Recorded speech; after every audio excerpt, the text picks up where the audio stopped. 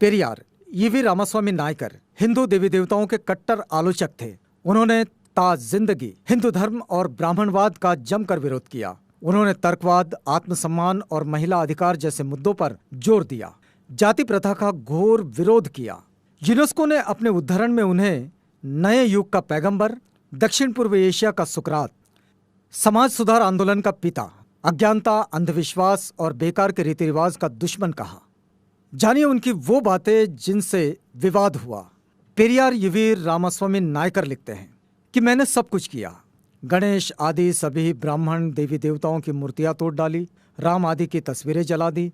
इन कामों के बाद भी मेरी सभाओं में मेरे भाषण सुनने के लिए यदि हजारों की गिनती में लोग इकट्ठा होते हैं तो बिल्कुल साफ है कि स्वाभिमान तथा बुद्धि का अनुभव होना जनता में जागृति का संदेश है। पेरियार आगे कहते हैं कि दुनिया के सभी संगठित धर्मों से मुझे सख्त नफरत है। शास्त्र, पुराण और इनमें दर्ज देवी देवताओं से मेरी कोई आस्था नहीं है, क्योंकि वो सारे के सारे दोषी है। मैं जनता से उन्हें जलाने और नष्ट करने की अपील करता हूँ। पेरियार रामास्वामी नायकर पूछते हैं, द्रविड़ कड़गम आंदोलन का क्या मतलब है? इसका केवल एक ही निशाना है कि इस आर्य ब्राह्मणवादी और वर्ण व्यवस्था का अंत कर देना चाहिए, जिसके कारण समाज ऊंच नीच जातियों में बढ़ गया है। द्रविड़ कड़गम आंदोलन उन सभी शास्त्रों, पुराणों और देवी देवताओं में आस्था नहीं रखता जो वर्ण तथा जाति व्यवस्था को जैसे का तैसा बनाए रखे है। पेरियार आगे कहते हैं कि ब्राह्मण हमें अंधविश्वास में निष्ठा रखने के लिए तैयार करता है। वो खुद आरामदायक जीवन जी रहा है और तुम्हें अछूत कहकर निंदा करता है। मैं आपको सावधान करता हूं कि उनका विश्वास मत करो।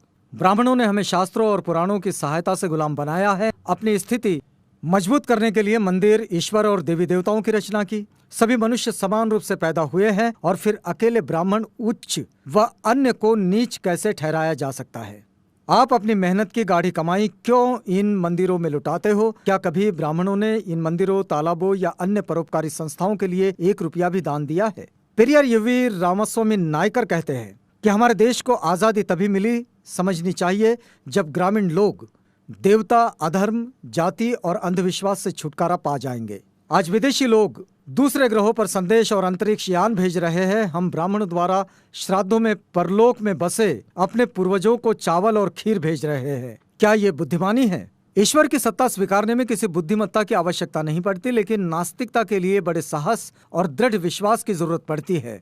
यह स्थिति उन्हीं के लिए संभव है जिनके पास तर्क और बुद्धि की शक्ति हो।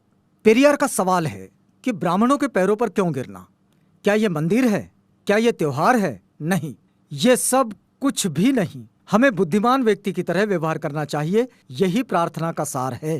पेरियार फिर सवाल करते हैं और कहते हैं कि ब्राह्मण देवी देवताओं को देखो।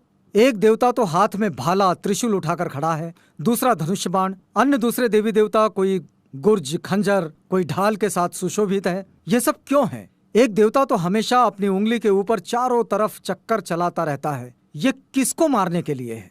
हम आजकल के समय में रह रहे हैं। क्या ये वर्तमान समय इन देवी देवताओं के लिए सही नहीं है? क्या वे अपने आप को आधुनिक हथियारों से लैस करने और धनुष बाण के स्थान पर मशीन या बंदूक धारण क्यों नहीं करते?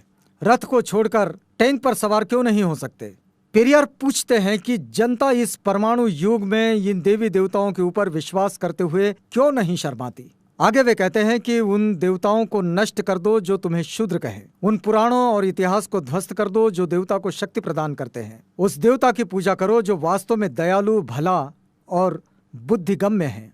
ये कहना और ये सवाल पेरियार ईवी रामास्वामी नायकर के हैं।